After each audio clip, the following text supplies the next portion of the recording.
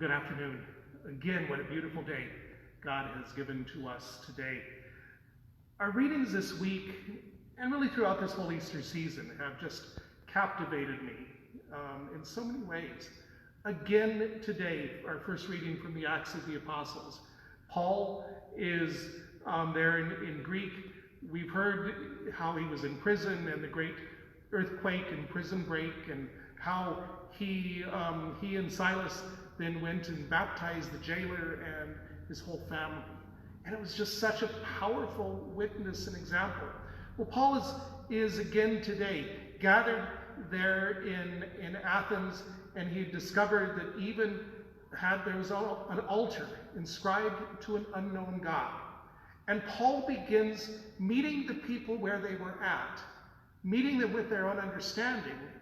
He begins to explain God and faith to the people. This is what he says. "What therefore you unknowingly worship, I proclaim to you. The God who made the world and all that is in it, the Lord of heaven and earth, does not dwell in sanctuaries made by human hands, nor is he served by human hands because he needs anything.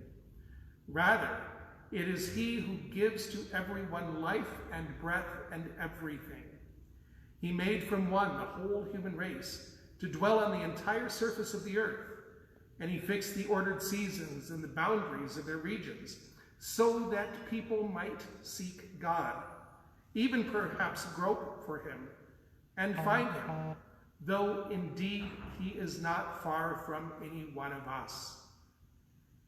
And then he continues from that standpoint to begin to talk about Jesus Christ. And he mentions the resurrection of Jesus. And for some then, this became such a stumbling block. They scoffed at resurrection from the dead.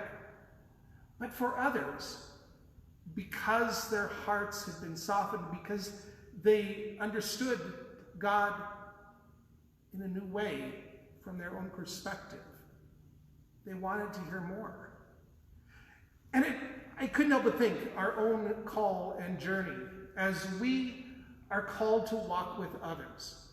A lot of the work we have done in forming intentional disciples really revolves around how do we walk with other people.